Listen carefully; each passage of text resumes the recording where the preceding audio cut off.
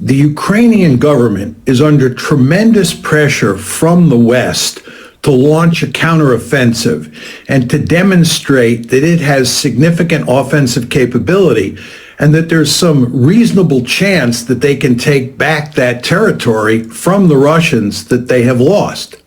The end result, however, is that the Russians have been inflicting massive casualties on them. There's a huge casualty imbalance here between the Russians and the Ukrainians. And it's because the firepower balance is so decisively in favor of the Russians at this point in time.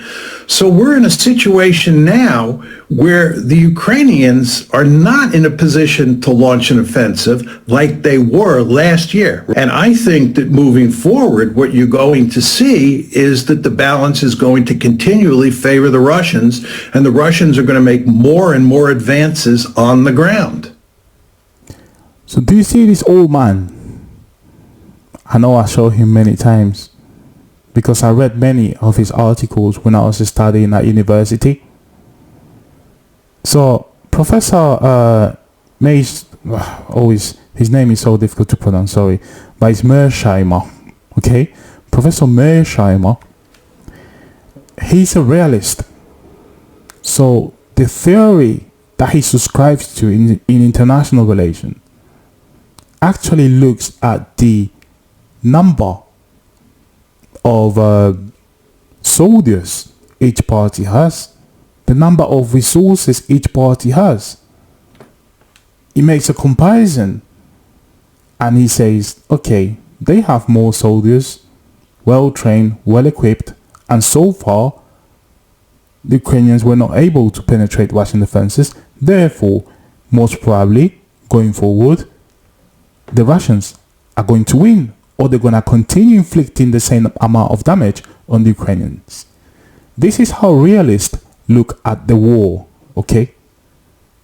From a realist point of view, they look at the number of units, based on the number of units, and based on the amount of power, and based on how much capabilities the other country has to produce military hardware, missiles, etc. They will determine who's going to win the war. So they actually believe that the strongest ones, or the strongest country, is the ones that always win, and the weakest country, that the ones that lose, or they have to bandwagon. That means they have to fall behind the strongest ones, which means they have to act similarly, trying to protect themselves. When they cannot protect themselves like the big one is trying to do, well, they will have to listen, obey to what the big one has to say. So when this war ends, if Russia wins, it's going to be a peace agreement, or a resolution to this conflict is going to be under Russian terms. It does not matter who is backing Ukraine. If Russia wins, it's going to be under Russian terms. And Professor Mearsheimer, he's been saying this from the very beginning.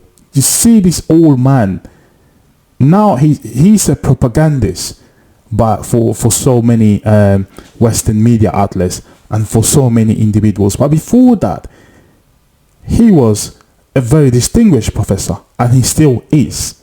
However, the narrative today goes against his narrative, right? The dominant narrative goes against his narrative, because he's a realist. He doesn't look into this. But all the theories of international relations, they actually look at the strongest narrative, and they believe that the strongest narrative is the one who's going to win, and they use this in order to control the population and to make them believe in something. Might be true, might be not true. But what he's saying is what we've been getting from many Telegram channels and from many posts that we did share in our Telegram channel. I don't know if he's been watching our Telegram channel or he's also doing the same kind of research we're doing, and we reach the same conclusion. It's not possible for Ukraine to win this war. Doesn't matter how much resources and how much money they get from the West or from NATO. They cannot, because Russia is actually increasing his production capacity to create tanks, missiles, etc. They are in a war economy which means that they're ready to go to war against any country because the security interest has been basically threatened by NATO. So, I don't know what you think about what he said, but I completely agree with what he said. I don't agree with everything he's saying but when it comes to the topic of Ukraine, I 100% agree with him. So I'll continue.